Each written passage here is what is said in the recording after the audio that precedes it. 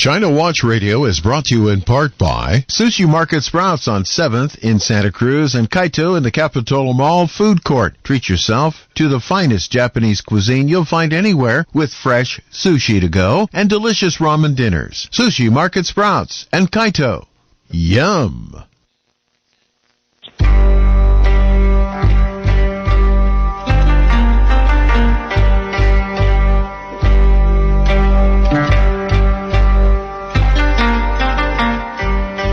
Welcome to another edition of China Watch Radio. I'm Bill Graff, your weekly host. I have with me on today's program our web guy, Jonty.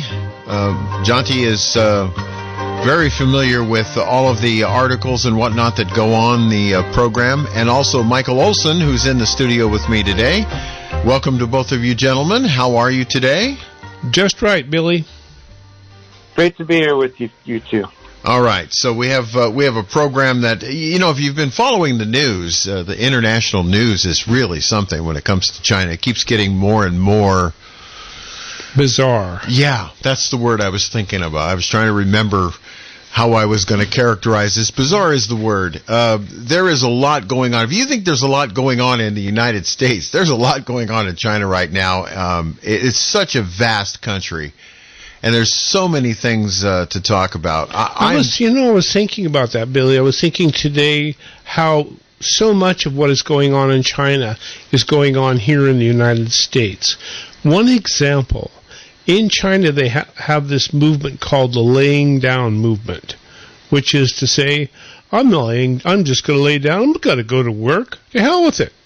And what is it that we see happening in our economy here in the United States? We see people quitting. I quit. I'm out of here. Yeah. I'm going to go lay down. So it's amazing how so many things that are happening in China are happening here too.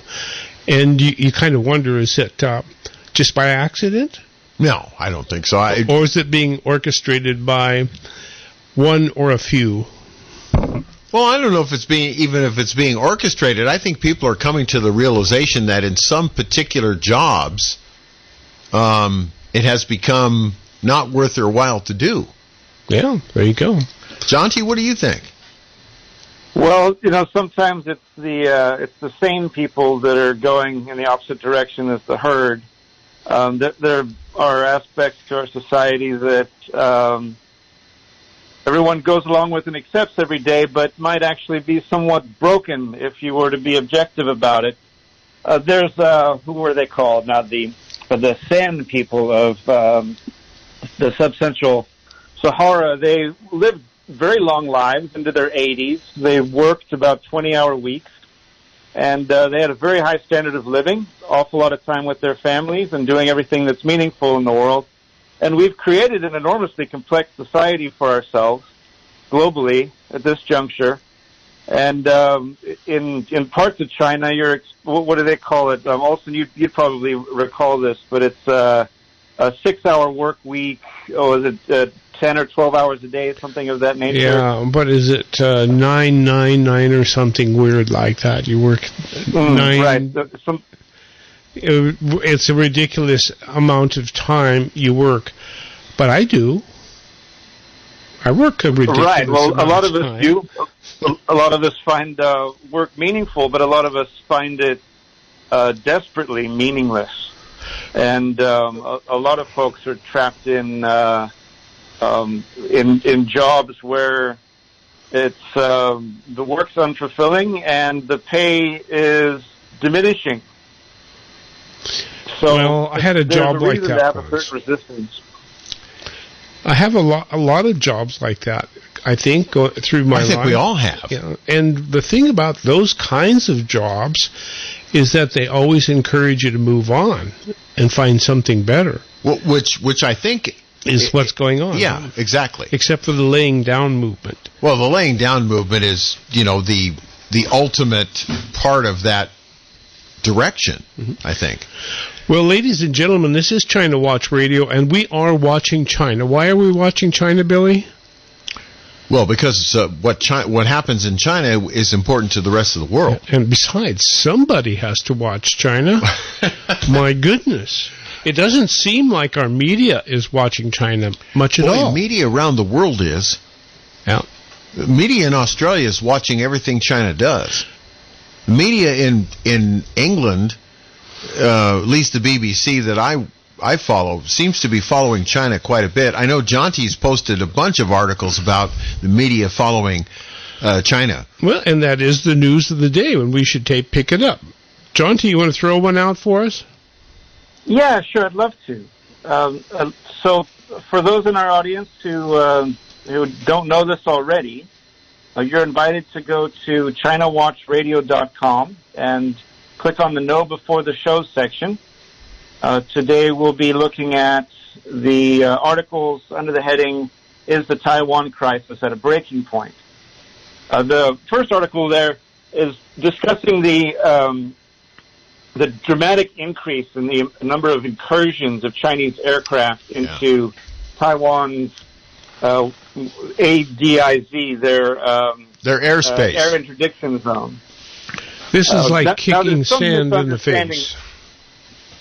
There's some misunderstanding about exactly what that means. It sounds as though Chinese airplanes are flying right over the Taiwanese island and acting in an extremely threatening way. They're actually keeping a reasonable amount of distance and doing it in an area that's not legally Taiwanese airspace so much as it is in a zone wherein they're going to potentially scramble jets. At the very least, they're going to send nasty radio messages saying, what the heck are you doing? Turn around. That said, there's no doubt that mainland China has dramatically increased the number of these flights that they're conducting. And what I think would be more interesting than to just assuming that China is preparing for an invasion would be to discuss why is it that China is actually doing that? What did they gain from these flights? Do you think we should put that on the table for the listening audience? What would that question be? Do you think China is serious about these incursions in Taiwanese airspace, or is it just fooling around? What is its objective? Yeah, I think the real question is, why are they doing it? What is the objective? 831-479-1080. Pick up your phone and put it on the table for us. You know what this reminds me of is the case of the Falkland Islands in Argentina. Back in the early 1980s, Argentina was ruled by a military dictatorship, which they called a junta. But if you think about it, that's pretty much what China's ruled by, too.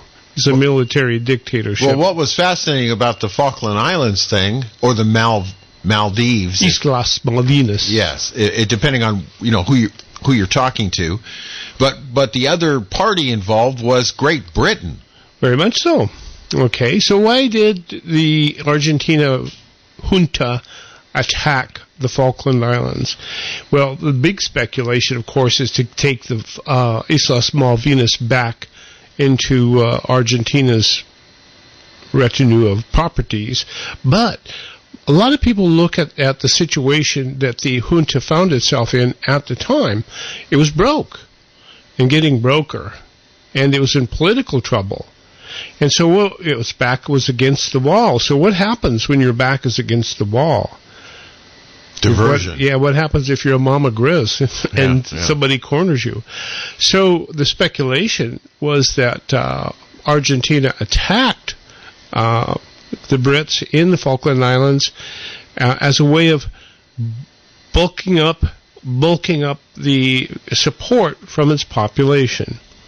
Now, I bet a lot of what we see in China's incursions into Taiwan is an attempt to buck up the population and say, hey, look what we're doing for you. Okay, what do you think? I'm desperately interested in hearing Amy's perspective on this. Hopefully when she gets back from her trip to Eastern Europe.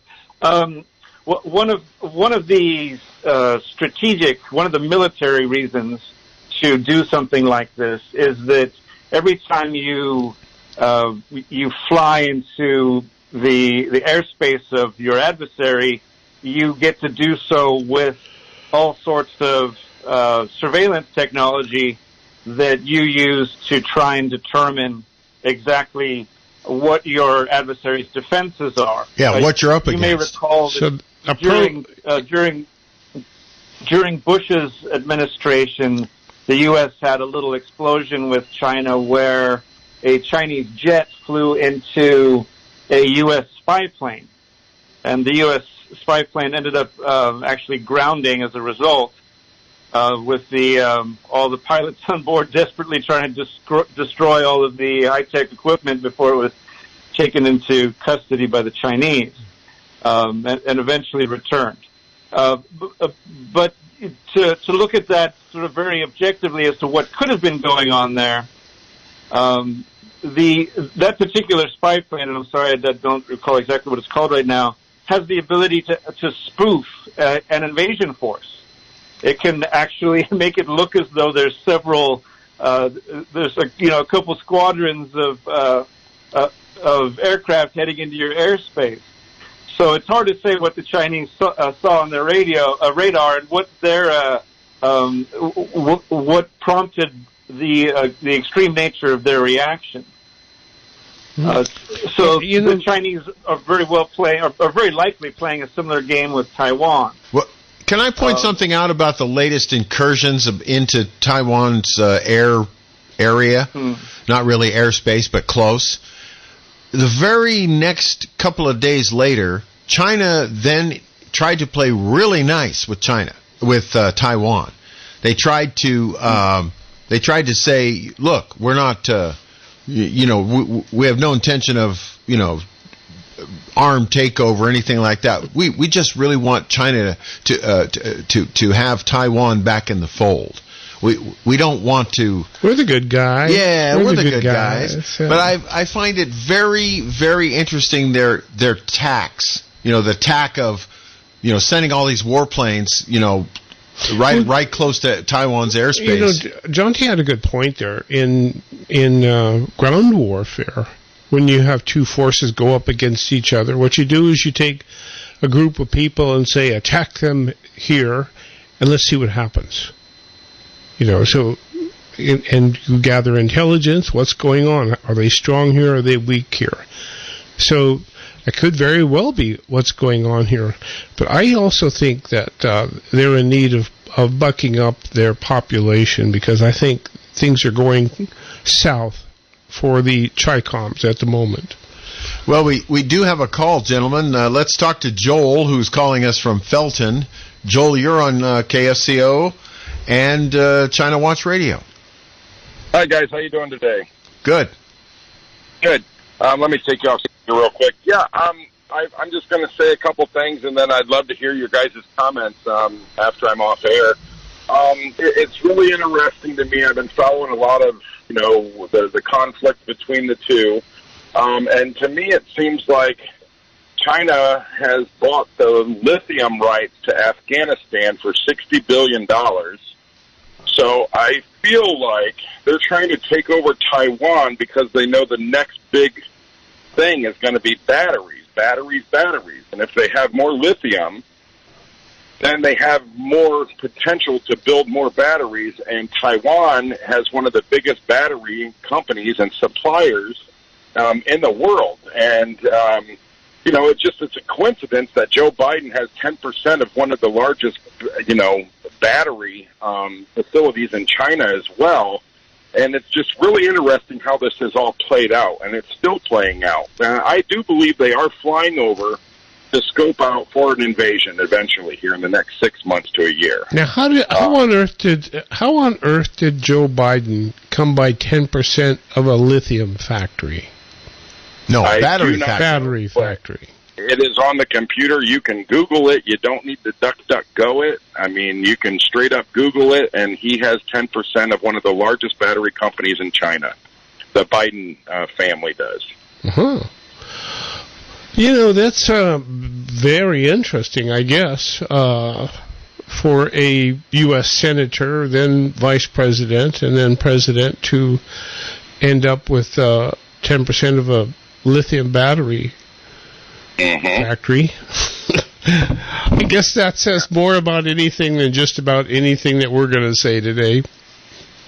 Yeah, it's really strange, and when you start digging into it, it's tied to all of their businesses, and it's strange, and how this whole took place, and to me it's flabbergasting, and I wish the best for everybody in every country, and I hope, I wish everybody the best, because I feel like we are going to have some hard times coming up here in the next 6 months to a year around the world. Why is that, though? Why do you think that we're going to have hard times in the next 6 months? What is it about? What do you see that makes you think that? Well, for one, for me, it's a lot about feeding my family with with printing so much money and the cost of just for instance, I'll give you an example. Things used to go up by maybe 5%. And I'm feeling like we're seeing a lot of things rise up with 20 to 30%, just like the chicken pot pie I buy like every week for years. It's been like $5. It's a fresh, great chicken pot pie from Safeway. And I went in the other day at $6. That's a 20% markup on just one product. Well, have you bought any hamburger recently? Man, that's gone through the roof.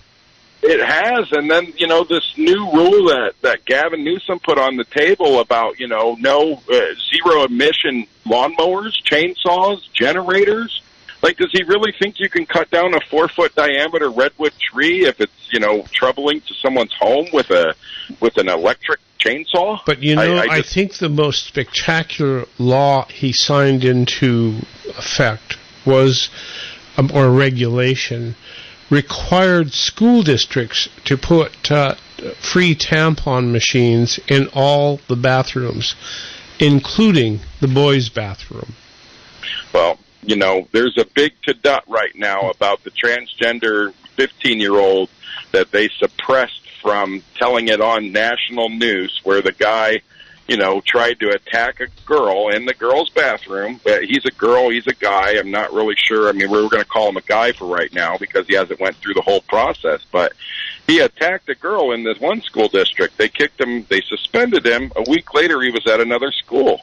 And then he got charged with attacking another kid in that same school district. That's what a lot of parents don't want to happen. Yeah, well, I can see that because you have a partial girl in the girls' restroom, and I can see things like that happening, but why would you need tampon machines in the boys' bathroom? Maybe they're stopping a bloody nose. Okay, fair enough. So you see things looking pretty sad coming on next 6 months. Well, I hope you're wrong. I do too. I really do. It's we've been talking about this mass exodus from California losing a Senate seat. 56%, 56 according to the Chronicle, 56% of the people who live in the Bay Area want to leave within the next few years. 56% of the survey. 56%, yeah. And it depends how you look at the survey. That number is as high as 61% if you factor in certain other parts of that survey. Yeah, it's and that's I think they're Blackburn. It's a Blackburn company, a really rich elites that are buying up all the property and going into these. Thank you. Yeah, it's BlackRock. Yeah, and what they're doing is they're offering 20 to 30% over asking price. So they've literally they pumped so much money into these places that have homes for sale, buying this property up, to make it look like the home values are actually increasing by 20%, 30% in some of these states that a lot of people are trying to move to with, let's say more freedoms, than some of these other states. And it's really interesting to me because people are going to sell their, $800,000 home here in California, and they are going to move, and they are going to have a better life because they're going to be paying $350,000 for more land, more property, and more freedoms. And it's going to be a struggle, and I think it's going to hit in about 6 months. Well, it's interesting that you should bring up BlackRock because that has a lot of bearing on another story that Jonty laid on the table today, and that is it's a disastrous day. All hell breaks loose in China's bond markets. Oh, yeah. And the story there is that there's been such a speculative buying frenzy of houses and homes, which are essentially a concrete box in a skyscraper. 60 million empty dwellings in China. At that 60 million. And one of the companies that built a lot of them is called Evergrande. It is Evergrande. Evergreen. No, Evergrande? Evergrande. Yeah. And so Evergrande is in debt to the tune of $305 billion. It is the most indebted company in the world. And it has missed several interest payments. Three bond interest payments in the last 3 weeks. And the thing with that is, though, can't they fluctuate their money? Because if somebody's in, I'm sure someone in the higher of that company knows people that could potentially, control the cost of their dollar right now. Well, they can control the cost of the yuan. Okay, that's what they can do, but the building in China has been principally carried out with dollar-denominated bonds, which is to say companies like BlackRock have bought dollar-denominated bonds from Evergrande at the tune of 10%. So they're making 10% on these loans.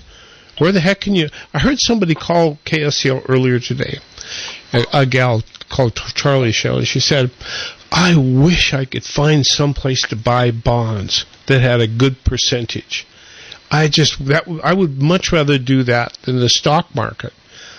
And I wanted to call and say, boy, you should see what's happening to BlackRock, who's one of the most clever investors in the country, because they are the highest... they own more Evergrande bonds than anybody. And so what's going to happen with this Evergrande company? Is Xi Jinping going to bail them out? No. So if Xi Jinping does not bail out Evergrande, then BlackRock, of which you speak, is going to be out a lot of money. That's already happened. They've already defaulted on 3 interest payments. That's what Evergrande has, yes. Yeah. Well, so what if you're the chief investment officer of BlackRock?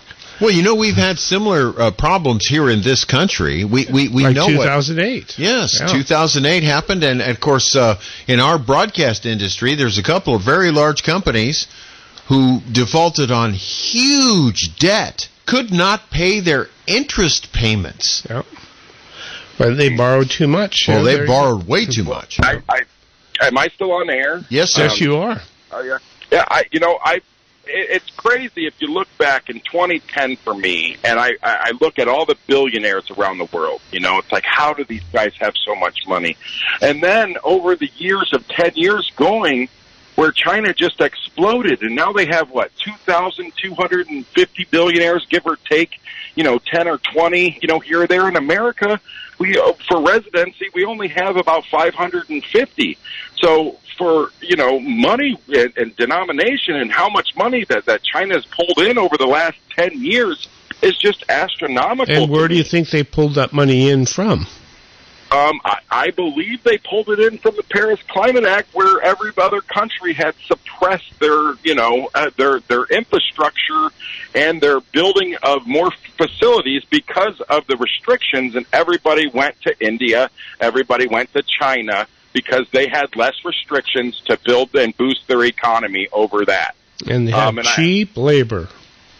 Yep, and cheap labor. You got that right. Well, I'll tell you what, Joel. If the Communist Party that's running, that's in control of everything that's going on in China, does what they have done so far, people like Jack Ma, who is worth a pile of money, he got his hands slapped pretty good There are several really rich people who own companies in China who, if they don't play their cards right, a lot of them are going to lose everything. So all those rich people that you think are, made a lot of money in China, it's precarious money, to say the very least. Yeah, I have in my stack of stuff a story of a pig farmer in China. Yeah, who good example. Who became a billionaire. And he did it by developing his farm into a high-tech production facility of pork. And he is competing with, just across the road over there, a state-owned farm that can't produce anything because it's a state-owned farm, right? But the private farm and the farmer became a billionaire. And the state farm people complained to the government about him. And he's in prison now for life. And so, unbelievable. Well, it's happening a lot in China because the CCP sees these people as a threat. And their freedom. Yeah, as a threat. Well, and I think that's what's happening with the food. And I mean, everybody. A lot of people want us to start doing plant-based everything. Plant-based this, plant-based that. And I think it's a scary time. I mean, that's why I've got 50 chickens, I've got 8 ducks, and I've got meat rabbits, because I'm not going to be the guy who can't go in and purchase some meat. For me, I mean, I grew up hunting, fishing, back east, and I've been out here 21 years, and I've never owned a freezer, like a chest freezer to store all your meat products in out here, just because it just doesn't happen. But I think the time is coming, and it feels like it's getting closer and closer every day. Well, I don't want to scare you, Joel, but if you're going to go ahead and order that freezer, you better hurry up, because it'll take you 6 months to get it. Well, I feel like it's going to be a cold winter, so maybe I can store some outside. Well, you talk about meat. And one of the more interesting things going on right now is the development of cell-cultured meat in vats, principally by none other than Bill Gates, who wants everybody to be eating. He owns 50% of the farmland. He's been buying farmland like crazy. Not 50%, but he owns a lot of it. You ever remember the movie Soylent Green?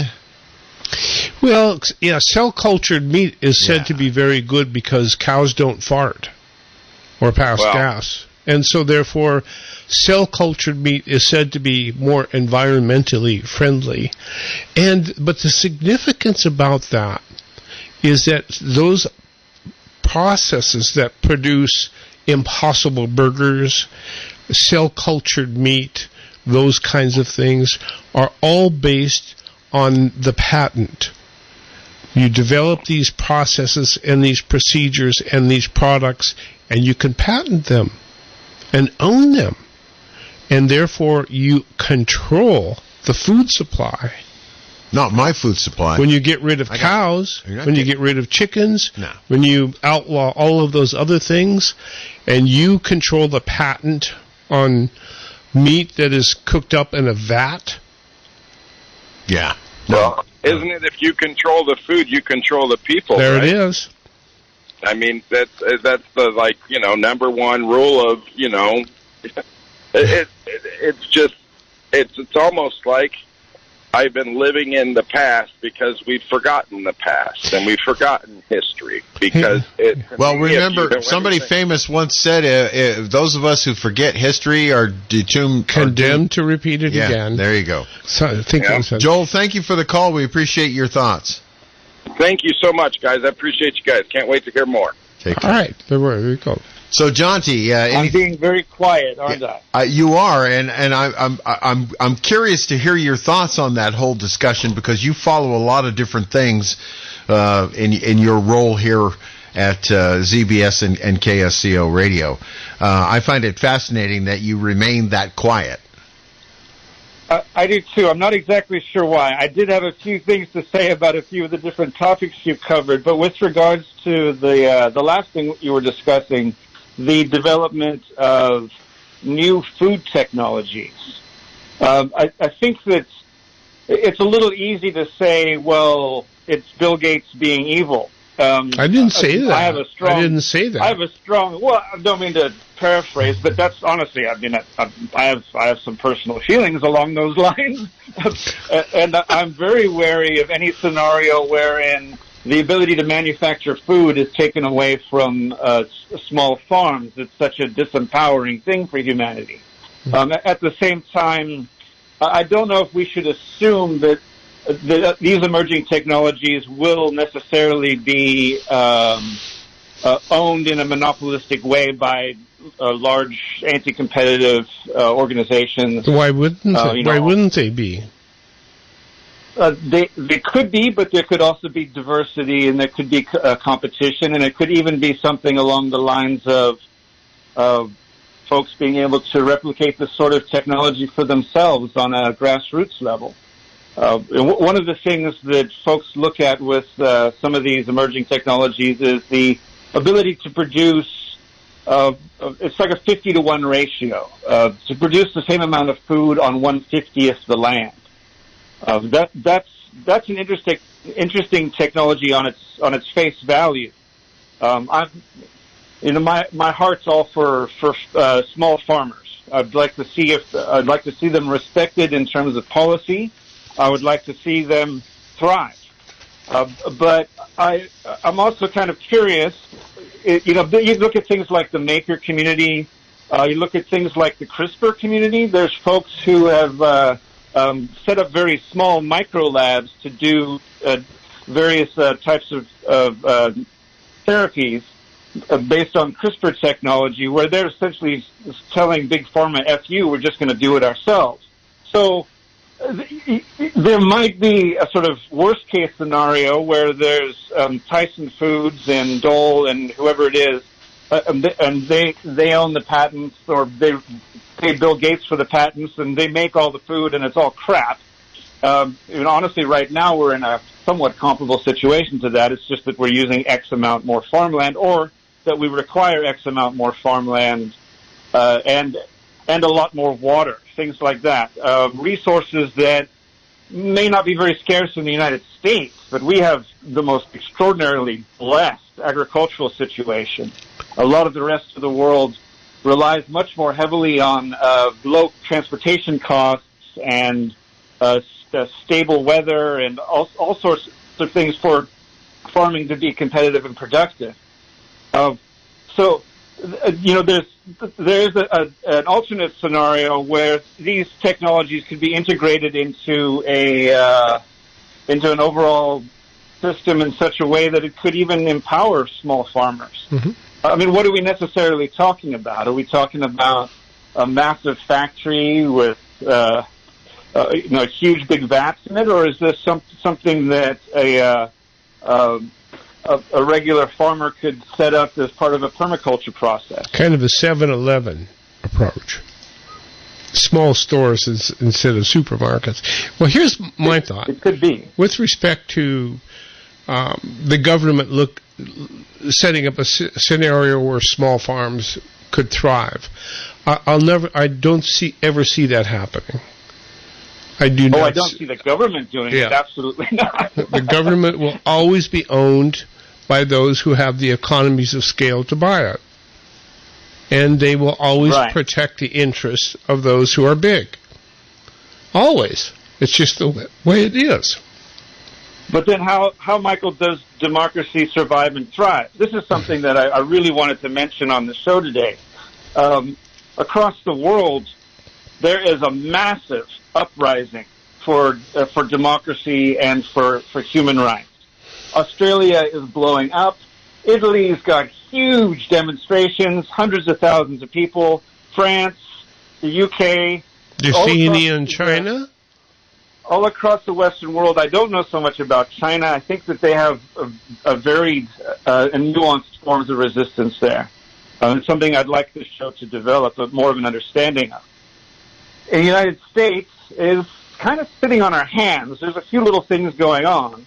But what we're really sort of demonstrating at this juncture, maybe not very successfully, but what we're demonstrating is how democracy actually does function and how it does work. Because the way that democracy works isn't that you sit around and wait for the government to do what you need the government to do in order to make your life better.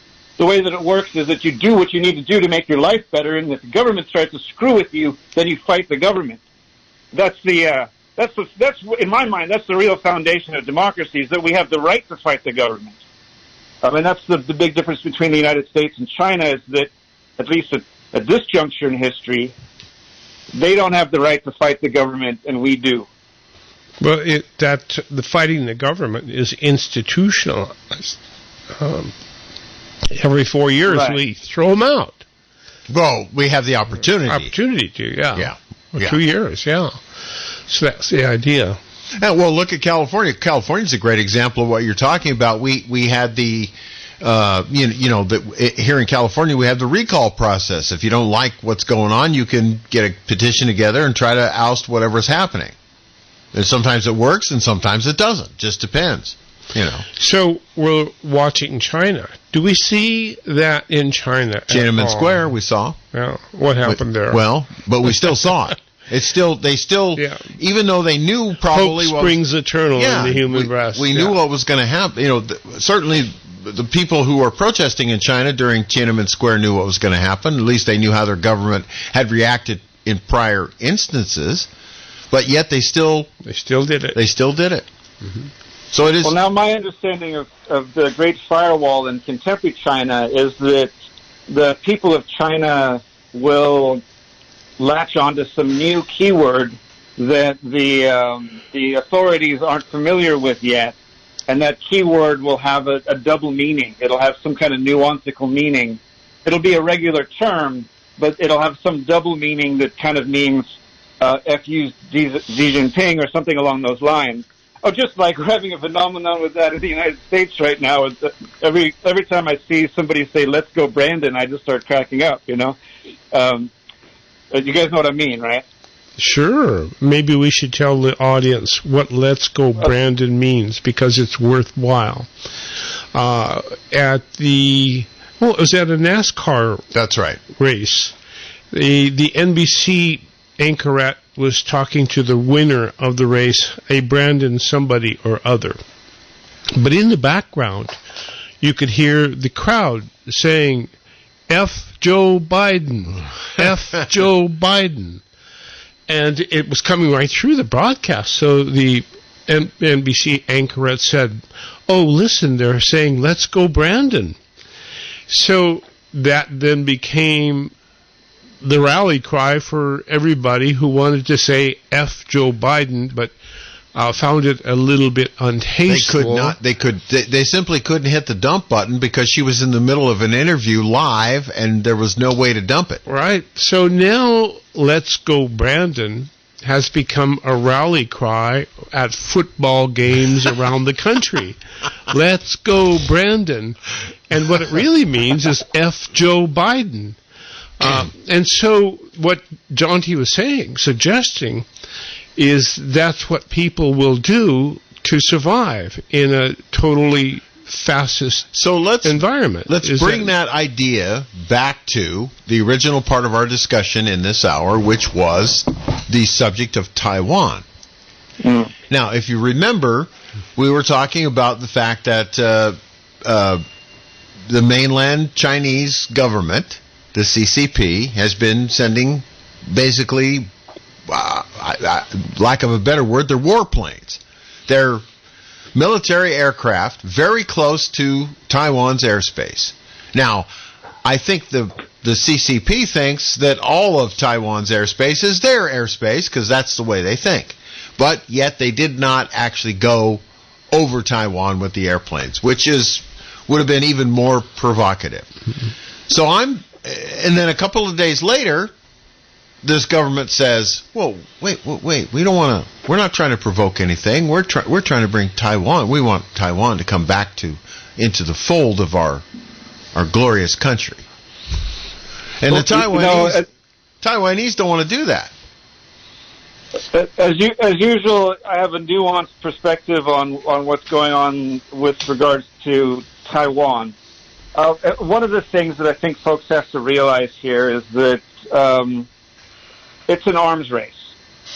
And an arms race ends up with a bunch of peculiar attributes. in that it can be completely irrational, and it can still be all over the news media and spoken about ad nauseum by various folks in the military infrastructure about the importance of all of these various investments and whatnot. I'm a bit of a military hardware dork, so I kind of follow some of this stuff. And then but I also have to sort of step back and just look at the big picture and just sort of imagine these scenarios actually play out. Now, it wasn't too long ago that the U.S. military got authorization for an additional $20 billion with which to harden the defenses of Guam, essentially put an Aegis cruiser, the equivalent of on Guam to protect it against hypersonic missiles from mainland China and things of that nature, and provide a variety of other little improvements here and there. I was, in a rare instance, I was actually in favor of it. I thought, that's probably a good thing. You want some sort of a balance. You don't want a scenario where China is actually capable of invading Taiwan, and do so successfully by virtue of the area denial sort of strategy of not allowing any U.S. aircraft carrier close enough to be able to help defend the island. Now, that's all great and fine and well, but there's a bunch of other little things that you have to consider here. For China to successfully invade Taiwan, they have to be able to. Taiwan's going to have about. They've got about 1.5 million people in their military reserve. They've got a standing army of about 290,000, 300,000. The actual military and Marines is close to 200,000 of that.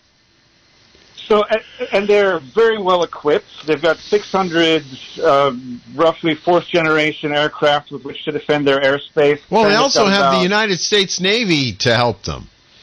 Well, wait a minute. Do you think Joe Biden would stand up for I think Taiwan? I think by treaty we have to help them. But and certainly NATO has to help. But Joe Biden owns a lithium battery factory in China. Yeah, well, so he's going to want to protect Taiwan, isn't he? But the battery factory's in China. Aside, there's something further I want you guys to consider here, and it's one of the articles posted under the Know Before the Show section on ChinaWatchRadio.com, which is a discussion. There's actually two articles talking about Taiwan's indigenous missile development programs. Taiwan is modifying a missile that currently would be used to launch a lightweight satellite, a sort of mini satellite. They're modifying it such that it would be able to actually strike Beijing with a modest payload. Just imagine the blowback in the Chinese mainland when China invades Taiwan, and lo and behold, missiles from Taiwan come raining down on Beijing. How popular is that war going to be with the people of mainland China? And Taiwan is also upping their military spending. I think China could handle that duck soup. I mean, we got a lot of people there. They can afford to lose a couple 100 million people there. Well, and I'll bet that was a calculation. This is purely my speculation on why it released a weaponized coronavirus into the world. Well. Hey, listen, we got some calls. Jonty, that's fascinating observations, by the way. Nordic Dave is on. Nordic Dave, welcome to our program. Hey, good morning, guys, or good afternoon, guys. Yeah, it was a very interesting conversation. I wanted to just maybe focus in a bit on some comments on some of the overflights of what they consider Taiwan airspace in the incursions. And I think this also links to the topic that came up earlier about the P-3 Orion, the sub-hunter that had the mid-air collision with the Chinese fighter plane back during the Bush administration. They're pretty aggressively patrolling. They look at the South China Sea, in my opinion, as their backyard. That's their lake. And for a long time they haven't appreciated, and we've probably, as the U.S., probably been pretty aggressive in terms of patrolling the South China Sea and probably getting fairly close to them. They now have enough GDP where they've been able to develop a fairly impressive deep water navy and, fighter planes and other types of military asset capability where they're, really interested in kind of showing their strength and, pushing back on us. So I think that, that P-3 Orion is an interesting example because it's a sub-hunter. It can launch sonic buoys. It can launch torpedoes. In fact, it has the capability to launch nuclear-tipped torpedoes if we so arm it. But it's really a hunter-killer for submarine warfare. And so I can see why, they're a little aggressive on knocking that out of their airspace. It is if I remember right on the encounter, it was essentially a one-on-one encounter. There was the Chinese pilot who was flying ever closer to the plane, trying to use jet wash to bump the plane off of its flight path and discourage its progress. And eventually, I think he went too close, and the two wound up colliding. But if you think back at that incident, coupling that with the other incidents that we've had in the South China Sea together, it starts to form a pattern. And having spent a lot of time in Asia, I think that pattern has to do with their national prestige. And I think they're trying to gain on the world stage international respect. If you think back all the way back to the Boxer Rebellion, and where it was really humiliating for them to have Western powers essentially defeat them in their own capital, right, in their major port city. And then, we would launch, after that they were so weakened, we would actually run gunboats up and down the Yangtze River with American flags on them. And other powers did as well. And so I think, they've got we tend to be very transactional.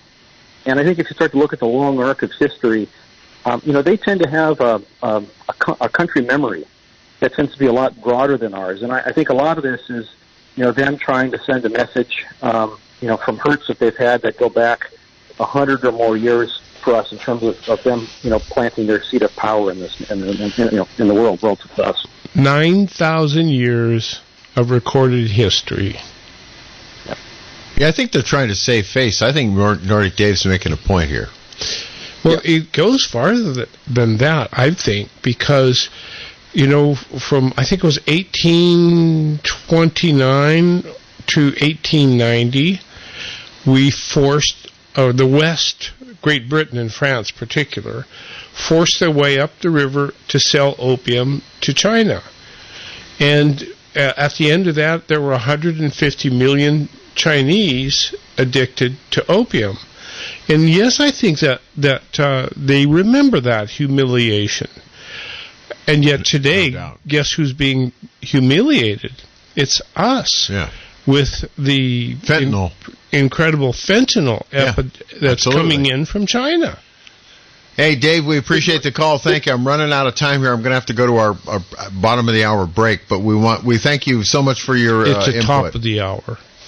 Well, okay, could be the top of the hour. It depends on how you look at it, whether the glass is half full or half empty. Thanks for the call, Dave. Bye. All right, we'll take our break, and we'll be back in just a moment. Satisfy your hunger right now with the delicious ramen and sushi you'll find waiting for you at Kaito. Easy in and out location in the Capitola Mall food court. Special orders welcome. Fresh, delicious, and oh so good. This is Koji. I'm looking forward to seeing you at my restaurant, Kaito. Etheric Networks Internet, we design our network to provide lower delay than the cable and the phone companies. Our G6 service covers about 85% of the Greater Bay Area. But we also offer shorter range services that provide about twice as much bandwidth for roughly the same price. And we have neighborhood level G7 service that can be installed within about 3 months, which can provide speeds up to a full gigabit. In addition, we offer fiber network services running from San Jose via Morgan Hill to Monterey via Gilroy, San Juan Bautista, and Salinas. No internet service provider in Northern California has better reviews with the type of coverage area that we provide. Etheric offers service in the Santa Cruz Mountains, Gilroy, Watsonville, Santa Cruz, and into Hollister and Salinas. If you have a community that wants faster internet, ask about our community plans, which can custom engineer special speeds and pricing. Call 650-399-4200 or visit etheric.net online. Don't forget to mention KSCO to receive your $239 discount on installation equipment. Happy surfing. Do you need a professional roofing contractor? Look no further. When prompt service, quality workmanship, value, and integrity are important factors to your roofing project, Primo Roofing is the contractor of choice. Primo is a family-operated business, and they are determined to apply those family values to the way they handle each and every one of their roofing customers. No job is too big or too small, whether it's a hole in the roof or a whole new roof. Primo Roofing is the only name you need to remember. Call Primo Roofing or visit their website. They'd be happy to provide you with a Primo Roofing experience. Hi, this is Chef Jamie Smith. At Foodsmith, we deliver the freshest, most affordable paleo, vegan, and ketogenic meals on the Central Coast directly to your door or office. Simply go to myfoodsmith.com, choose your meal plan, meal type, and how many days you'd like it delivered. Place your order by Thursday at midnight for delivery the following week. It's that easy. We make a new menu just for you every week, 54 different chef-inspired recipes at prices that can't be beat. We allow you to feel great, lose weight, and spend more time doing the things you love. Go to myfoodsmith.com and begin your journey to a healthier and happier life. Cami Corvin is the executive producer for the Think Local First radio show. Join Cami each Saturday from 2 to 4 as she hosts what is going on in our community for local businesses and local issues. Think Local First is made possible by several great sponsors who want you to think local first when you're buying goods and services in our area. Don't miss Think Local First every Saturday on AM 1080 or KSCO.com. Ed Robertson inviting you to join us for the next edition of TV Confidential, Sunday morning from 6 a.m. to 8 a.m. here on KSCO AM 1080 in Santa Cruz. And as always, we'll take you behind the scenes of your favorite TV shows and introduce you to some of the people who helped create your favorite TV memories. That's TV Confidential every Sunday morning from 6 a.m. to 8 a.m. on AM 1080 KSCO. Listen and be heard. Well, we're almost done with our first hour. Jonty, any final thoughts before we go to the top of the hour news? None that I could conclude within the time span that we have, but I would like to invite our listening audience to visit ChinaWatchRadio.com and sign up for the newsletter there so you can keep in touch with us and look at some of the articles that we have posted today under the Know Before the Show section. And that way you can participate in the conversation knowing what we're looking at.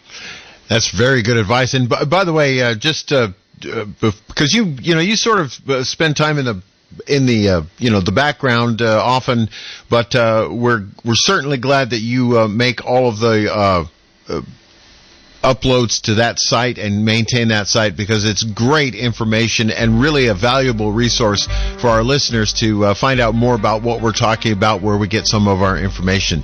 Jonty, thank you for all that work. Listen, we'll take a break here for news and some traffic and weather, and then we'll be back with hour number 2 of China Watch Radio. This is AM 1080 KSCO Santa Cruz. Jonty, myself, and Michael Olson will be back after the news break.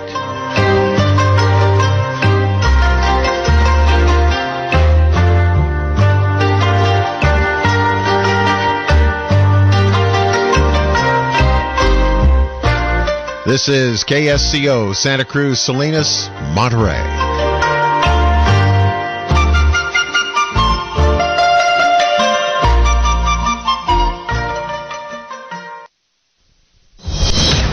Breaking news this hour from townhall.com. I'm Keith Peters. Police say a Danish man suspected of a bow and arrow attack on a small Norwegian town that killed 5 people and wounded 2 others is a Muslim convert who had previously been flagged as having been radicalized. The man is suspected of having shot at people in a number of locations in the town of Kongsberg on Wednesday evening. Several of the victims were in a supermarket. The victims were 4 women and 1 man between the ages of 50 and 70. Police were alerted just after 6 p.m. on Wednesday to a man shooting with a bow and arrows in Kongsberg, some 41 miles southwest of Oslo. Officers made contact with the suspect, but he escaped and wasn't caught until 35 minutes after the attack began.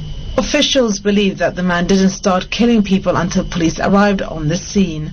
I'm Zaria Shakli. More than 1,300 firefighters helped by aircraft are trying to box in a wildfire in a Southern California coastal mountain range that has closed major U.S. Highway 101 and the Union Pacific and Amtrak rail line for days. The Alisal fire is 5% contained Thursday after charring more than 26 square miles in the Santa Ynez Mountains west of Santa Barbara after it erupted Monday amid high winds. Since then, the winds have shifted but have been less intense than the first hours of the fire, when flames blasted down the face of the mountain range toward the Pacific Ocean.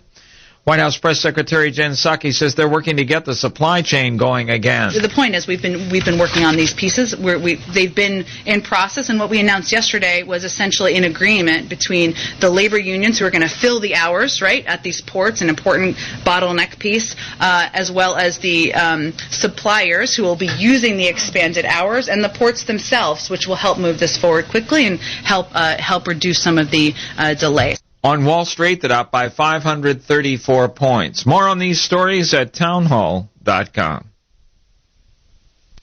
Longevity offers more than 7 different versions of the Healthy Start Pack. Most health conditions can be addressed by 4 of them. You might guess from the name that the Healthy Digestion Pack will help with things like belching, loose stool, reflux, and indigestion, but did you know that it's also good for athlete's foot, allergies, skin conditions, yeast infections, constipation, and more? They all begin the same way, with poor digestion. If you're dealing with one or more of these conditions, then you need the Healthy Digestion Pack. You're going to be amazed at how much better you feel once your body starts digesting more efficiently. Try it for yourself. Then tell your friends and family to log on to KSCOHealth.com to order the Healthy Digestion Pack. You'll get all 90 essential nutrients and more. That's KSCOHealth.com or call 831-218-KSCO.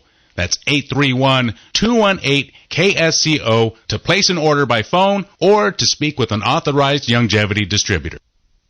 Here's the townhall.com business brief. Stocks rose broadly on Wall Street as the market builds momentum a day after breaking a 3-day losing streak. The S&P added 1.6%, putting the benchmark index into the green for the week.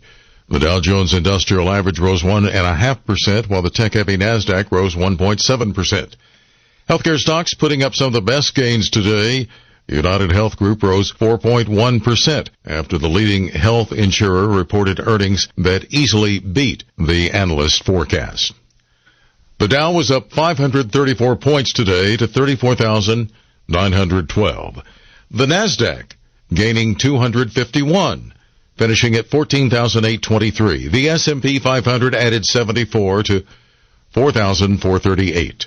With business, I'm John Scott. News and analysis at townhall.com. I'm Keith Peters in Washington. In Beirut today, U.S. Undersecretary of State for Political Affairs Victoria Nuland calls for peaceful dialogue after deadly gunfire erupted during a street protest in Beirut. I want to start today by expressing condolences on behalf of the American people for the tragic loss of life this morning outside the Palace of Justice. We join the Lebanese authorities in their call for calm and de-escalation of tensions. The protest was organized by Hezbollah against a judge leading an investigation into what caused the tremendous explosion that took place in Beirut last year. At least 6 people were killed and dozens wounded in the most violent street fighting in the Lebanese capital in years. Italy's bankrupt national airline Alitalia made its final flights Thursday before formally folding, marking the end of business for the 74-year-old carrier. More on these stories at townhall.com.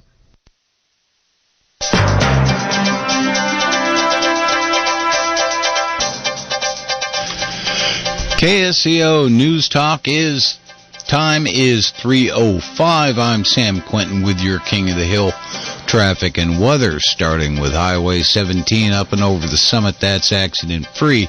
Moving at the limit, Highway 9 is clear.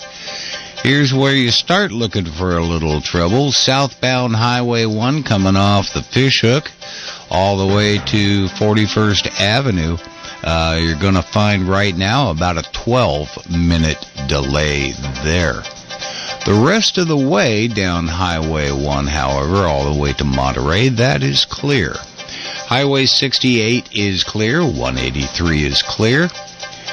129 is clear. And 152 is clear. Highway 156 eastbound coming out of San Juan Bautista, that is currently in a 12-minute delay. And Highway 101, let's see, southbound between Coyote and Madrone, That's a 10-minute delay through there, and then southbound coming out of Gilroy, that will be about another 7-minute delay there. Your Central Coast forecast for the rest of this afternoon is really easy. Sunny skies and a temperature of 76 degrees. Tonight, mostly clear with a low around 52 and a west-northwest wind 5 to 8 miles per hour. Tomorrow, sunny skies with a high near 80, so it's warming up again. Calm wind becoming west-southwest 5 to 8 miles per hour. Right now, outside the KSCO studios, it is 76 degrees. KSCO News Talk time now 3:07. Time to return for the final hour of China Watch Radio. China Watch Radio is brought to you in part by Sushi Market Sprouts on 7th in Santa Cruz and Kaito in the Capitola Mall Food Court. Treat yourself to the finest Japanese cuisine you'll find anywhere with fresh sushi to go and delicious ramen dinners. Sushi Market Sprouts and Kaito. Yum!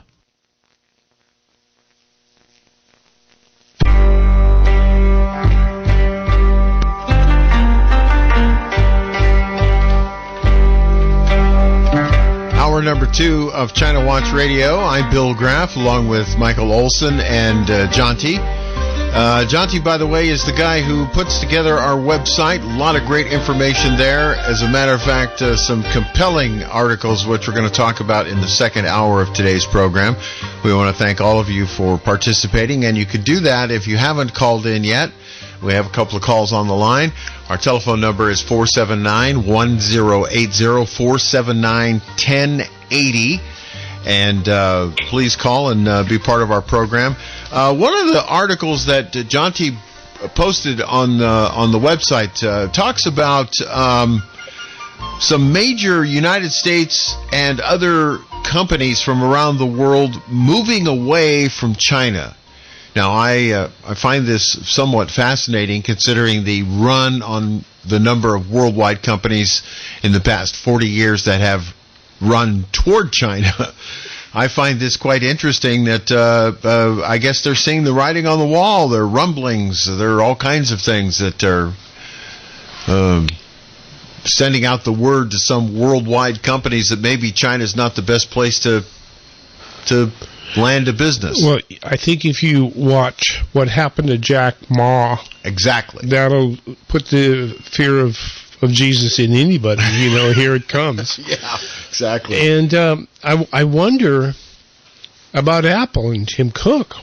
Apple has already moved away from. No, it has to. Apple is totally dependent on Chinese. Well, they are right now, for sure. Yeah. But I know they're building factories in other countries. I do know that. But how soon will they get finished? It was interesting that the vice president of Tesla, a guy named J.B. Straubel, was asked, why didn't Apple build iPhones in the United States? And he said, well, because they didn't try. They could have. Yeah, they could have. But they didn't try. And considering what... Jonty, what? Oh, no, I was just laughing. That's quite amusing. Well, you know, the thing about it is, look, I don't know what it costs to actually build an iPhone in China, but for what they charge for them... 40% profit. Okay, so 40% profit, they could afford to make 35% profit and build them. So do you think they could get the employees that they can in China? And if you look at the U.S., I think so. Everybody I see is looking for employees. Well, right now they are, but back when they built the factory in China to build iPhones, you think they would have been able to find folks in several states in this country that would be happy to build iPhones. I would think. You would hope. But you probably don't think. But yeah, well, you might be right about that. I believe it was Nike's former CEO who was sort of exposed in that Michael Moore documentary. You can think whatever you want of him, but he does an interview with the CEO of, I believe it was Nike, and he says, well, Americans don't want those jobs. And then And then after that, there's this whole sequence of all of these various different people in former manufacturing towns in the U.S. saying, "Oh, I'd absolutely would love those jobs." Yeah, exactly. I should note that wasn't Phil Knight the man who said that Nike is a Chinese company now? Didn't he say that? Well, something Nike, to that effect. Nike, I think, is number 2 on that list of companies leaving China. So it looks like that may have been an attempt, but this article seems to indicate that Nike's the firms, I'll just read it. The firm suppliers have been relocating production facilities to Southeast Asia and Africa for some time now, and the company reviewed its supply chains in Xinjiang too, following stories of the mistreatment of Muslim Uyghurs in the region.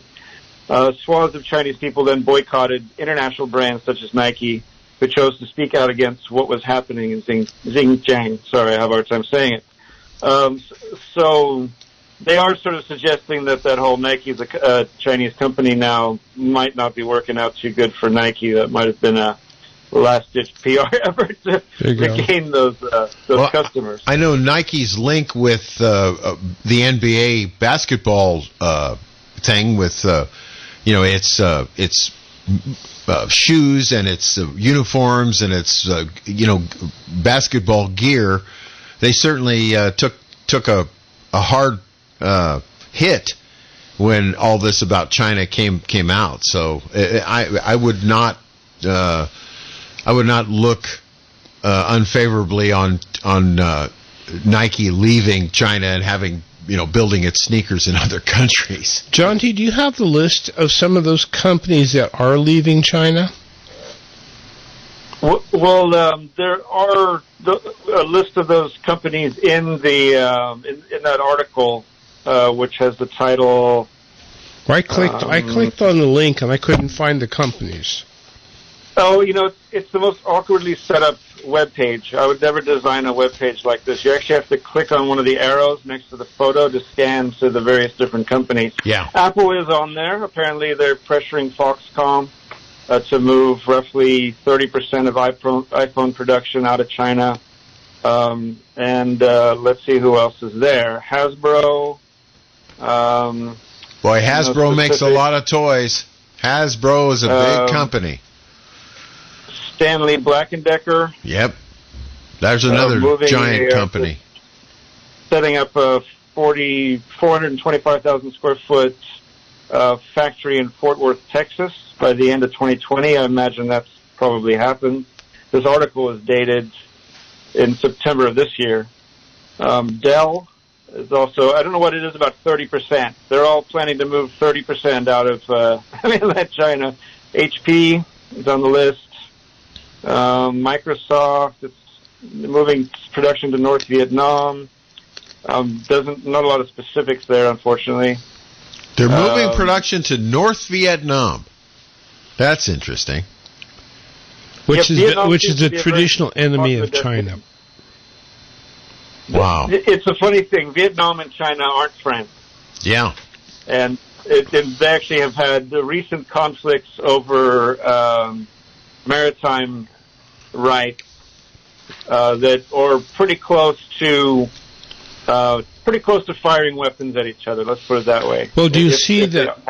And pretty similar to what Taiwan has the problem with China as well. Well, do you see where Argentina is blowing up Chinese fishing boats, shooting them out of the water? Wow. Well, now China has been swamping the Galapagos, the protected region of the Galapagos. I saw a very disturbing, in fact, I think we posted on our website a few months ago, very disturbing image of the GPS locations of all of these Chinese fishing boats around the protected region of the Galapagos Islands. There's just this line of a few hundred Chinese fishing vessels that are right on the border of it. So, and what they were allegedly doing was sneaking across the border, doing a little fishing, and then sneaking back again.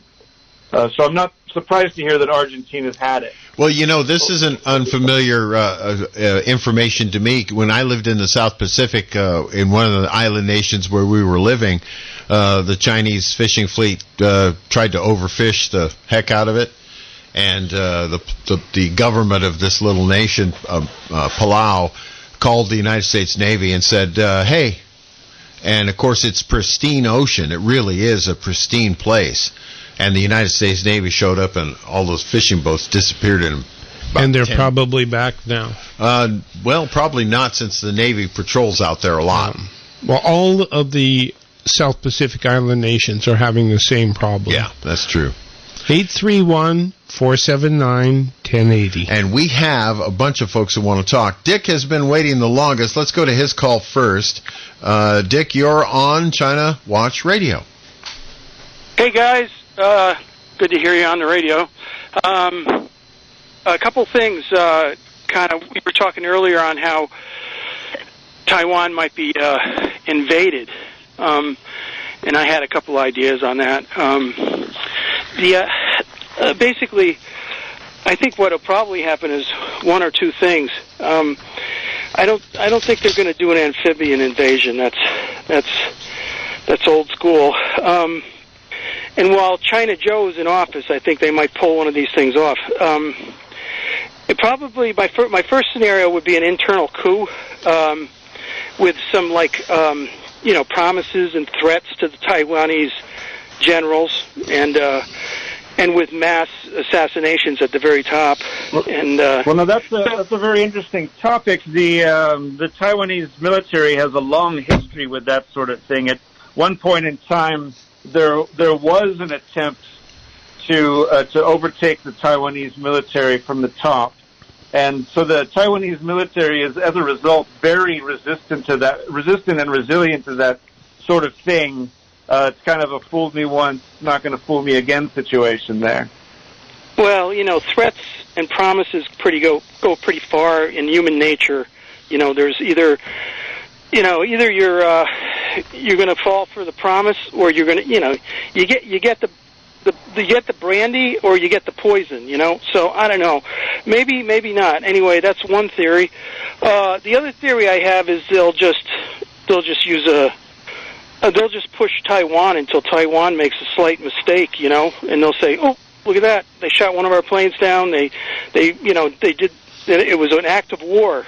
And then they'll give them an ultimatum, and if they don't just give in right away without another shot fired, they'll probably just send a 6,000-mile-an-hour hypersonic cruise missile right over them.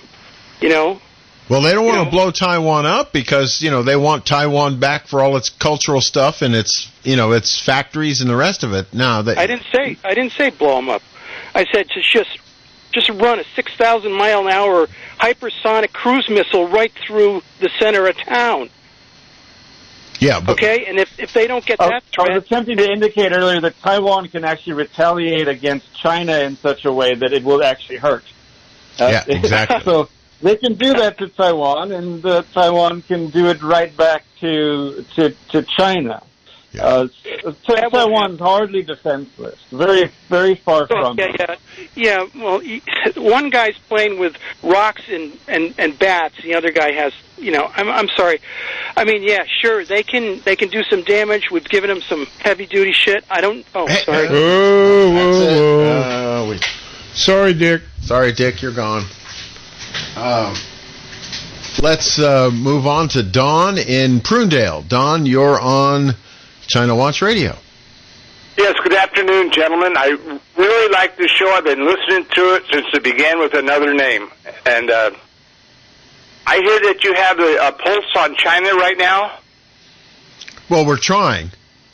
Okay, I was leaving Safeway yesterday, and I met a really old lady was pushing shopping carts, so she's probably about my age almost.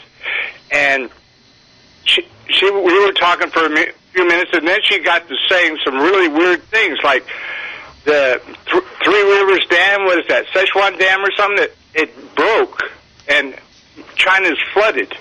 China is flooded. There's a report just out this afternoon where all 60 coal mines in one of the provinces flooded out and are out of business, and therefore all of the coal needed to run their power plants. Oh, wow. Yeah, so one of the big dams failed. I believe you're right. I believe that it is the location in the Three Rivers area. It wasn't the Three Rivers Dam, though. That's a big dam. No, it wasn't that dam, but it was in that area. It was a tributary of the Yellow River that flooded. Yeah.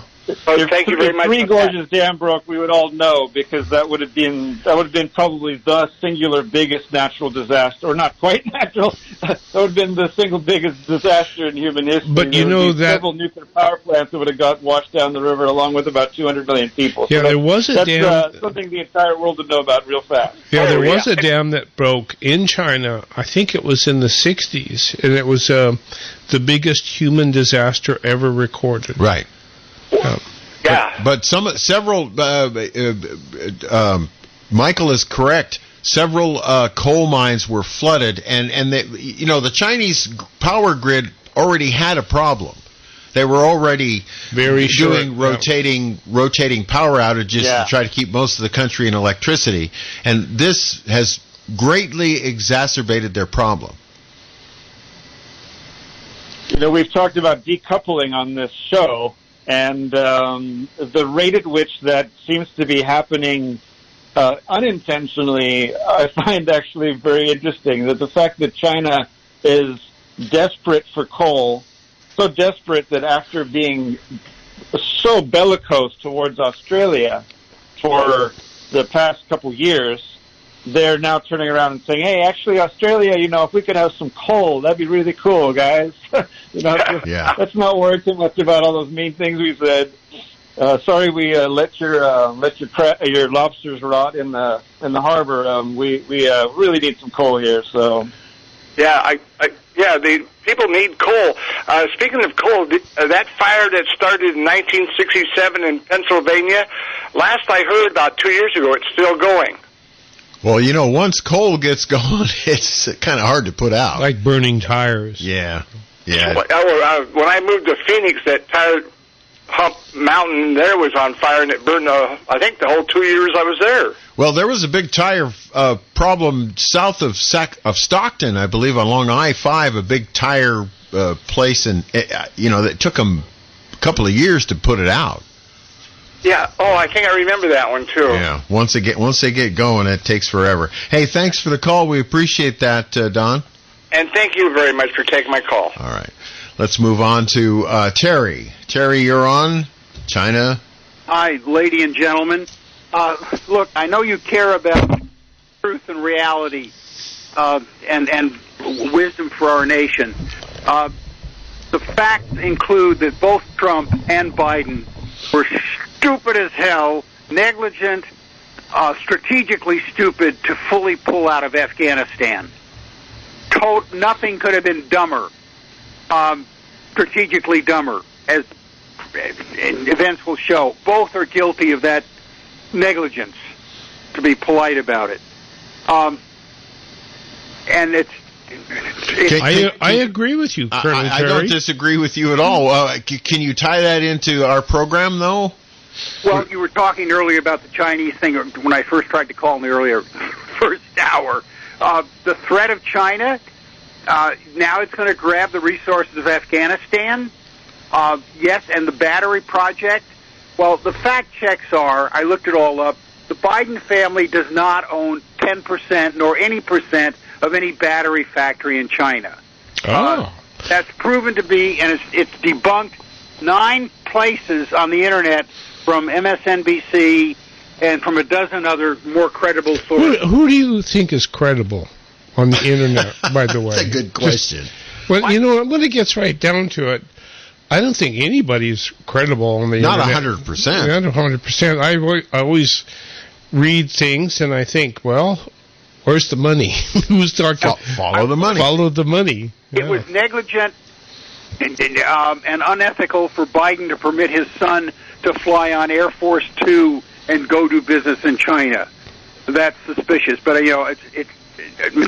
Well, do you know if it's true or not that the Bank of China gave Hunter Biden a check for $1.5 billion? That is not true.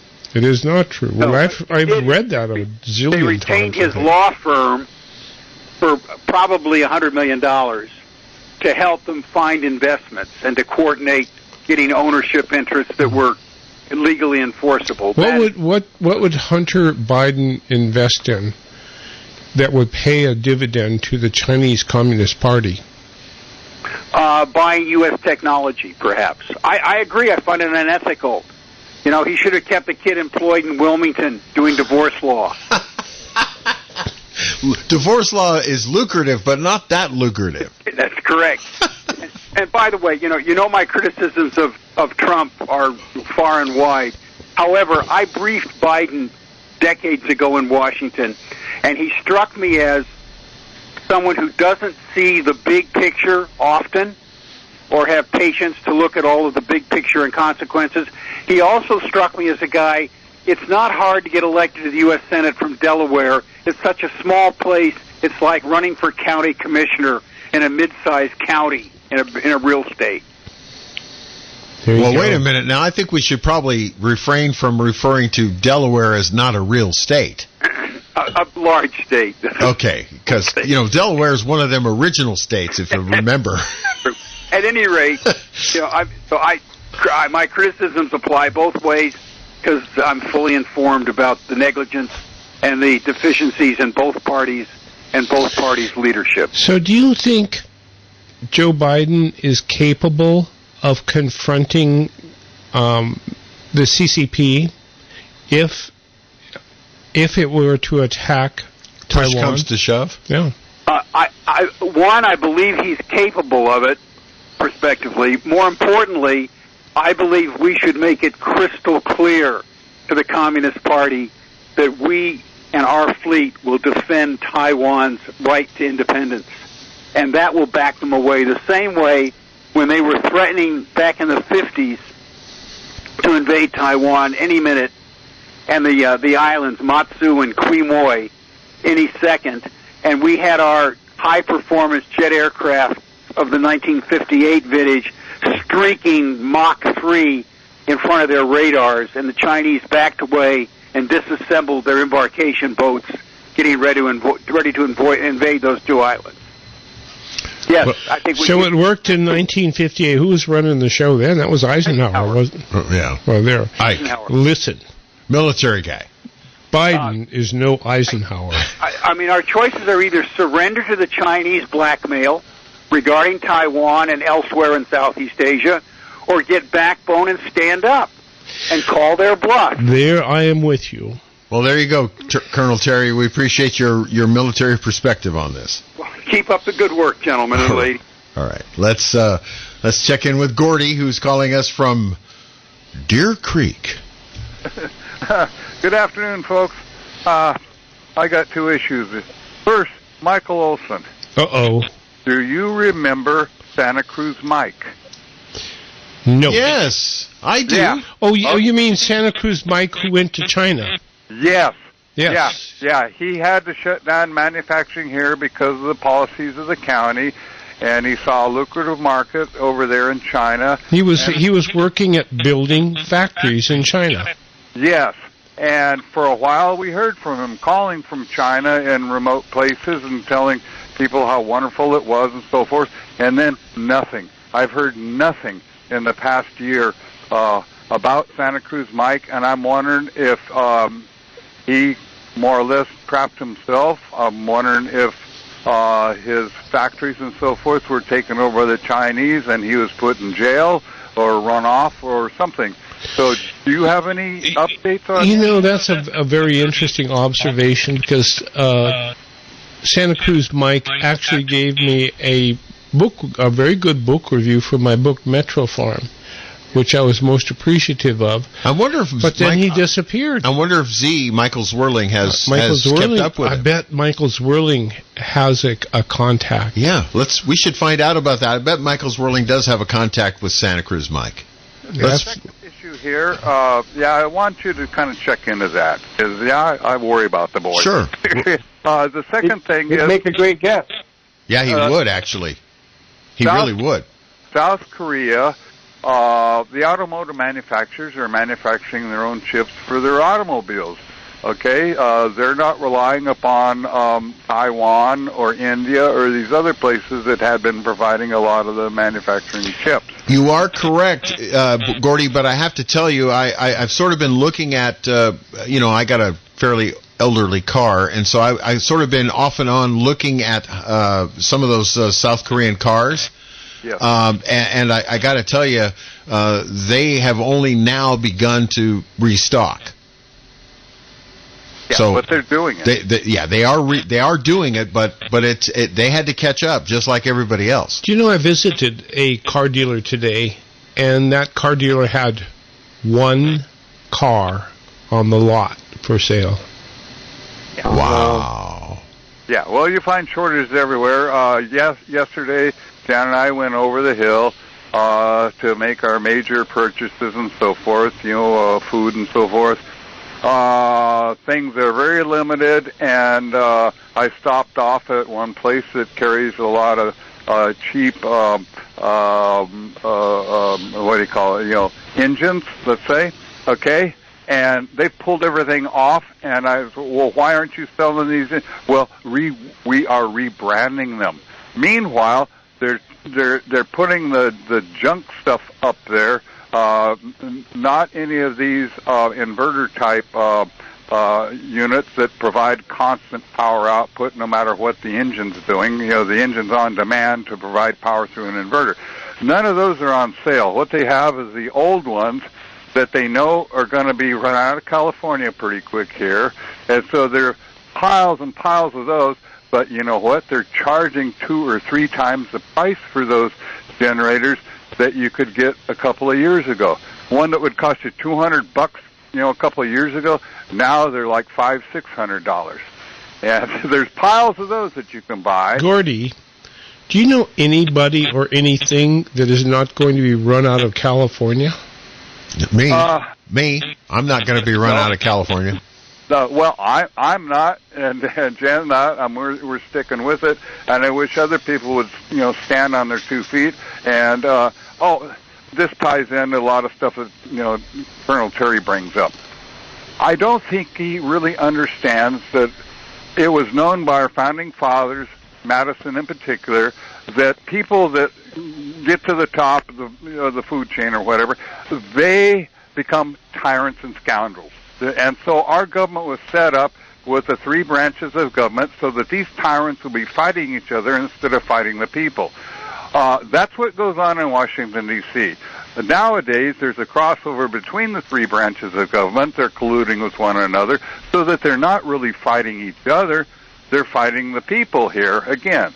So anyway, Colonel Terry, what do you expect when you go into an area that is all scoundrels and tyrants to begin with?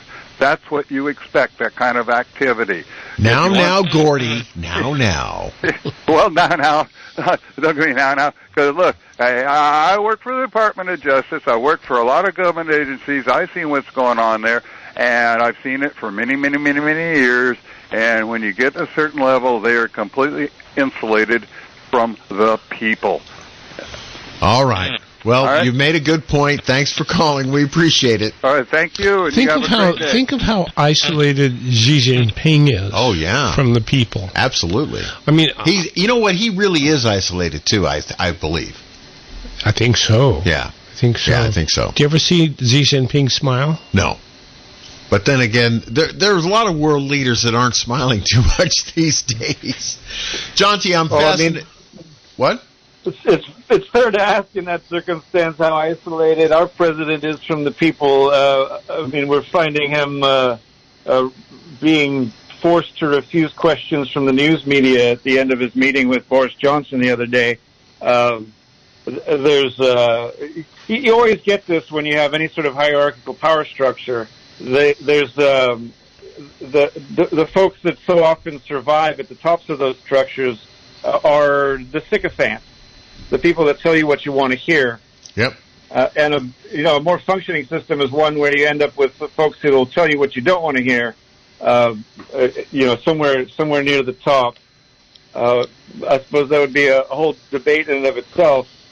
But I think within the context of the Chinese Communist Party, that tendency must be accelerated. If it's a scenario where saying what the people above you in the power structure don't want to hear could end your life, then you're much more apt to toe the party line. Boy, that's the truth. And that scenario also follows in other entities around the world. For instance, you don't want to make the person above you angry if you're in the United States Navy or Air Force or Army. It could chain of command. Yeah, chain of command. It could really damage your military career. I know of someone personally who was a expert in nuclear power in the Navy, but he jumped chain of command and ended up. He's now a locksmith. Really? And he's now a locksmith. Yeah, there's a lieutenant colonel, I think it was, in the Marines, who pointed out that Biden's exit from Afghanistan was a total catastrophe, and now he's going up for a general court-martial. Yeah, exactly. So, we were talking about the sycophants who tend to, kiss butt to the Chinese leadership. It's very interesting to note that throughout the history of the Chinese Communist Party, every 5 years or so, they would have a mass purge. Yeah, cleansing. A cleansing of the ranks. Yeah. So those who didn't kiss butt, goodbye. Goodbye. Yeah. Hey, we have a call from Johnny, who's calling us from Castroville. We don't often get calls from Castroville. Johnny, you're on China Watch Radio. Hey, guys. One thing, I thought I heard on the radio that China upped the amount of offspring they can have now. Yes, that is correct. They're now they've now said that you can have 2 children. Mm-hmm. So my prediction is everything we're talking about is not going to happen for 18 years until those individuals are military age. They think that far out. Oh yeah. Well, I think that the China's one child policy has been a complete catastrophe for the country. Yeah. And had they to do it over again, they wouldn't do it. They would not have done it. Yeah.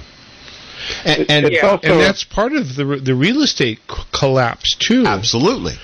Are you aware of how that works? The one child policy? But my point is that in 18 years, their military age population is going to increase. So if you guys are talking about a Taiwan and the invasion or anything, it's going to happen in 18 years. Well, remember now, although they've gone to the 2-child policy, they have not mandated that, and so there are some couples who probably will not have 2 children. Oh, well, I think a vast majority. A lot of now that they're industrialized, they work in factories, they work in offices. They're like us; they don't have babies anymore. Well, they don't have time. They don't have time. Yeah, but I just while you were talking about China having all these babies to invade Taiwan, what if? Here's a really big what if. What if the CCP just falls apart, and it's Taiwan that takes over China because it knows how to do things in a democratic sort of way. What if the Chinese people became so fed up with the totalitarian fascism of the CCP that they overthrow the CCP and welcome in Taiwan? You lead it. How's that for speculation? Well, the pro is your speculation of they get democracy. The con is 18 years they stay on the same program, and now they have a bigger military personnel.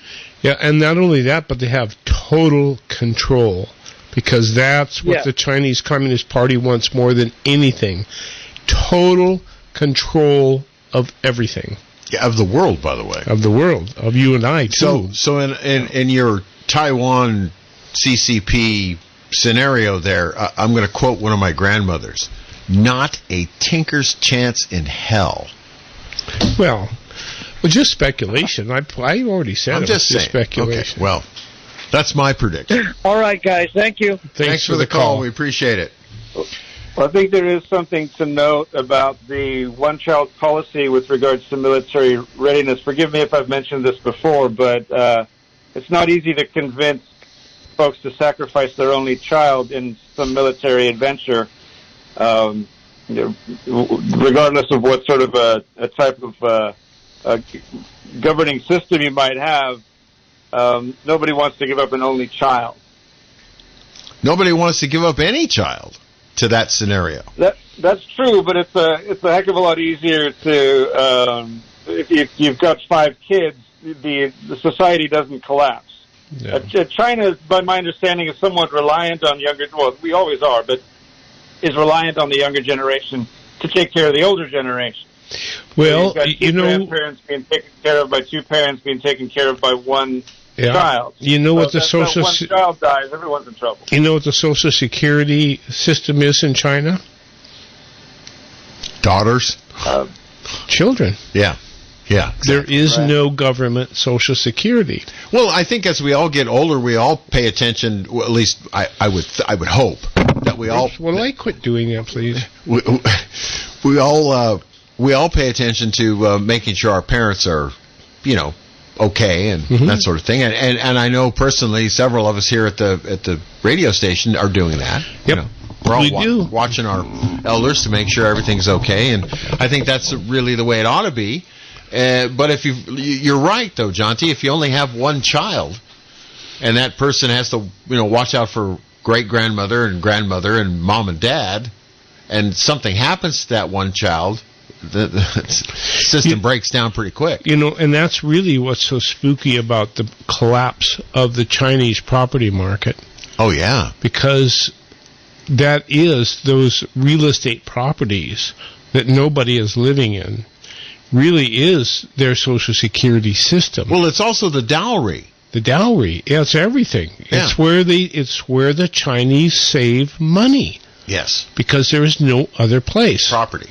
Yeah, it's property and gold. Actually, a lot of folks are doing that now in the United States. Actually, yeah. If you can't mass together a big fortune, or you haven't invented something that everybody in the world wants to buy, then how you save your money is you buy something.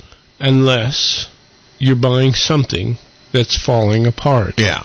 Well, there is that problem. And it appears as though that's what's happening in China, is that the real estate market is collapsing. And if such is indeed the case, then those people who invested in that real estate are going to be losing a big chunk of their investment. Oh, absolutely. Hey, Jonty, you put together all these articles. You have a greater opportunity to read them in depth than most folks, even if they've gone to the website to see them.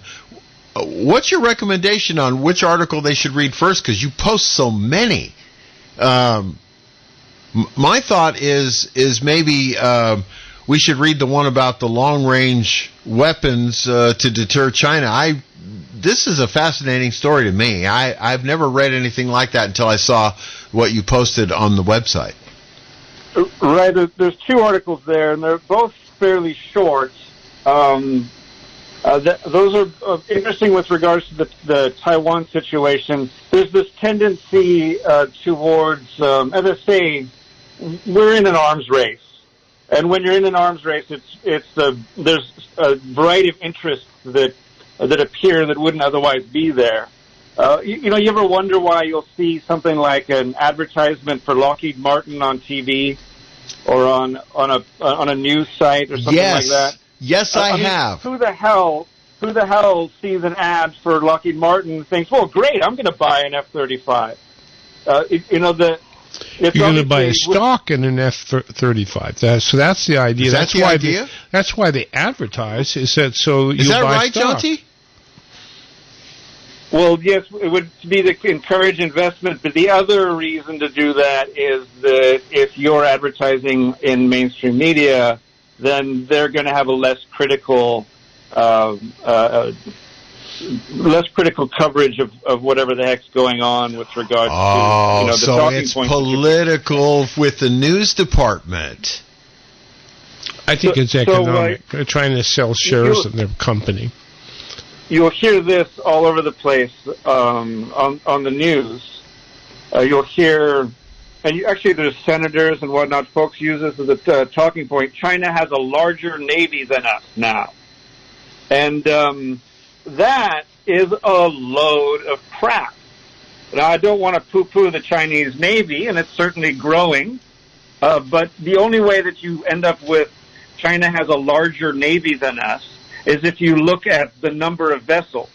So if you go and count a whole bunch of shore patrol vessels and small destroyers, then China has a larger number of vessels. But if you look at the tonnage, the size of the vessels, China has about 1/3 the tonnage in terms of Navy. The U.S. has a world-class... Well, also, wouldn't you look at it by the amount of firepower? Exactly. That tonnage would somewhat equate to firepower.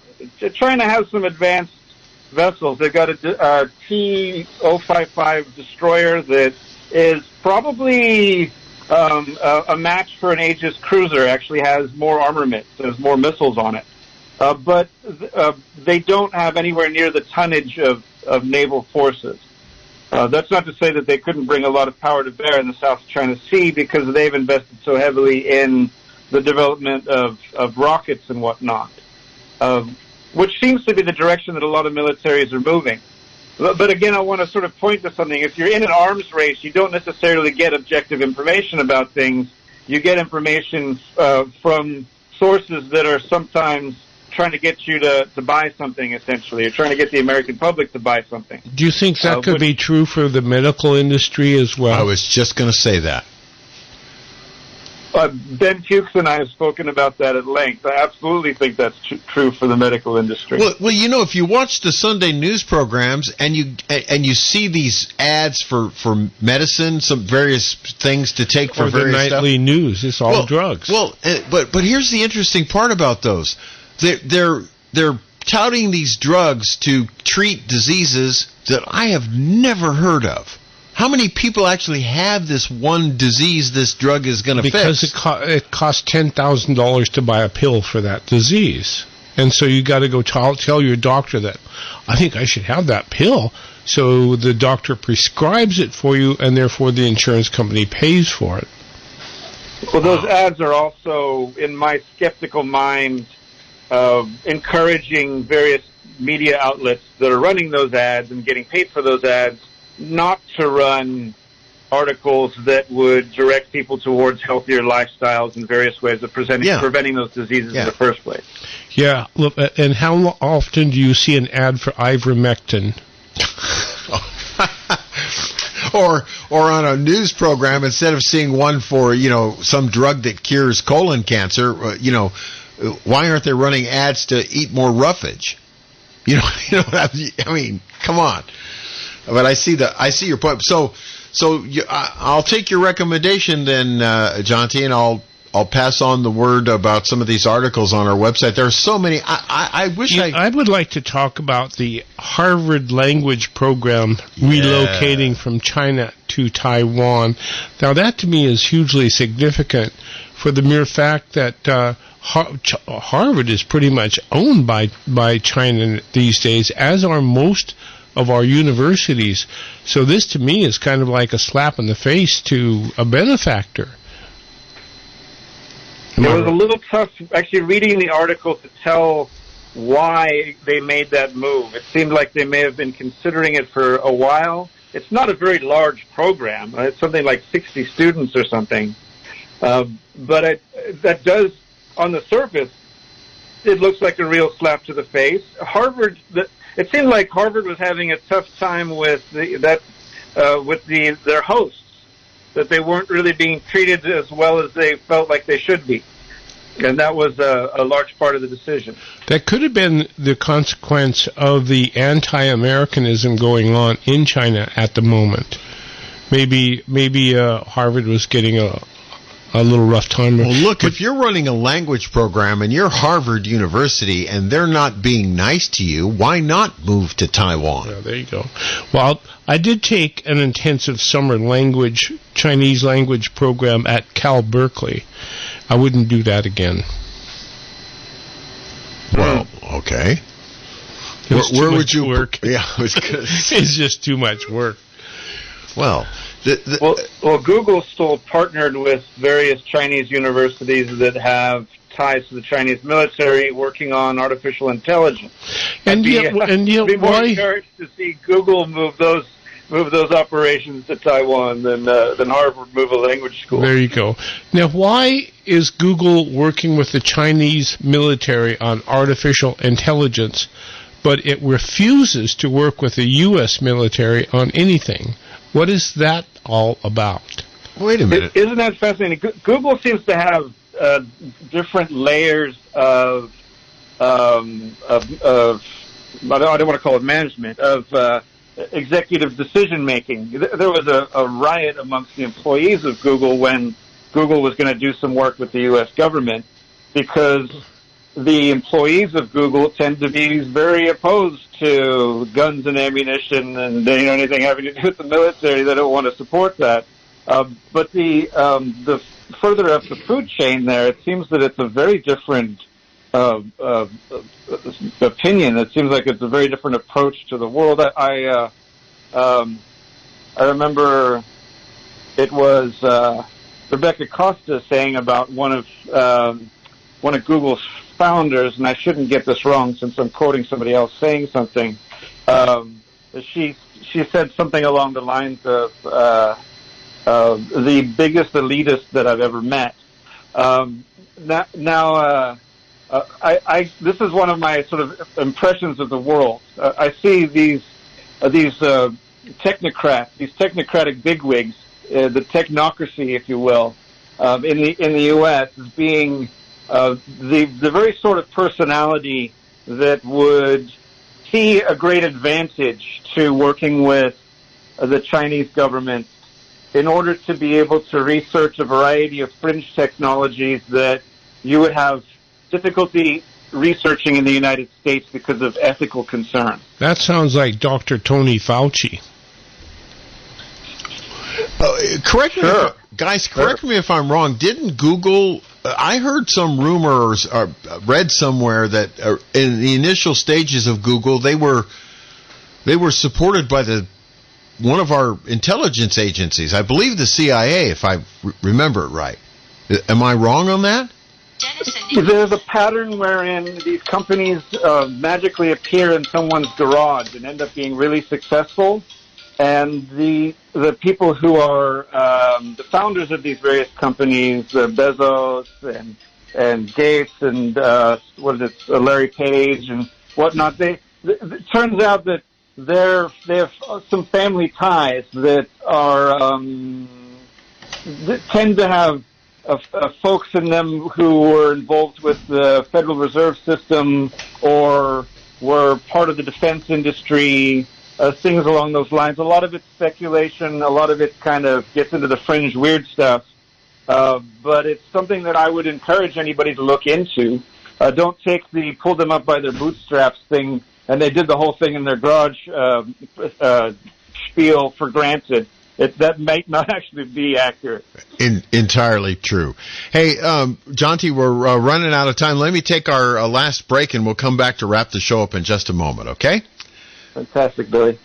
Satisfy your hunger with a fresh, prepared, twice-daily grab-and-go sushi you'll find waiting for you at Sushi Market Sprouts, 2 blocks from the beach at 300 7th Avenue in Santa Cruz. Fresh, delicious, and oh so good. Hello, I'm Junko, and I look forward to serving you at the Sushi Market Sprouts.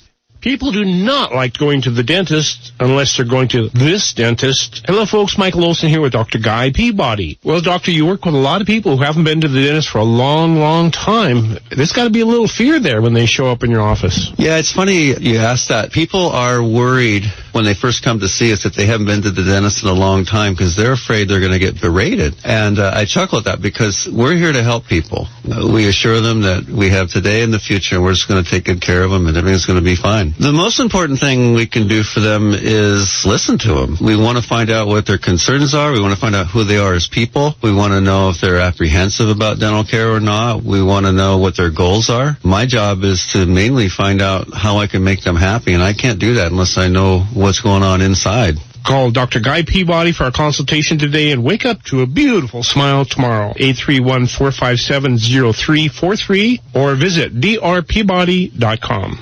Some people treat investing like a game, but Marcus by Goldman Sachs approaches investing in a smart way with digitally managed portfolios that leverage Goldman Sachs strategies. So, do you want to play games or do you want your money to work smart? You can money. Visit Marcus.com to learn more about saving, borrowing, and investing from Marcus by Goldman Sachs. Investing involves risk and investments may lose value. Brokerage and investment advisory services by Goldman Sachs & Company, LLC. Member FINRA SIPC. Lending and deposits products provided by Goldman Sachs Bank USA. Member FDIC. Cammie Corvin is the executive producer for the Think Local First radio show. Join Cammie each Saturday from 2 to 4 as she hosts what is going on in our community for local businesses and local issues. Think Local First is made possible by several great sponsors who want you to think local first when you're buying goods and services in our area. Don't miss Think Local First every Saturday on AM 1080 or KSCO.com. KSCO has some of the most intelligent listeners on the planet, and most intelligent minds want to know, what are my options for taking Social Security benefits? Do I need an estate plan? When, where, and how do I enroll in Medicare? If you want answers to these and other hot financial topics, listen to Money Moves. Host Pamela Fugit-Hedrick and her guests have tips and tools you'll need so you can manage your money effectively. That's Money Moves, 7 p.m. Thursdays here on KSCO. My name is Dean Sutton. I'm a lawyer, a real estate lawyer. I've been in practice for 40 years in Santa Cruz and Santa Clara County. I go to court, go to trial. We handle and resolve questions and problems concerning primarily real estate, buy, sell, lease, evict, foreclose, boundary lines, disputes about ownership, possession, roommates, all those kinds of problems that we work with. We have a call-in talk show, Law of the Land, Thursdays from 8 to 9 on KSCO. You get a chance to talk to a lawyer. Give me a call. I'm a lawyer, but you can like me anyway. Well, we're almost to the end of our show. I do want to tout Jonty's efforts one more time. We have a great website. Jonty puts a lot of time and effort into getting all the relevant articles that we have on our program ready for that website. You want to tell us a little about where that's located, Jonty?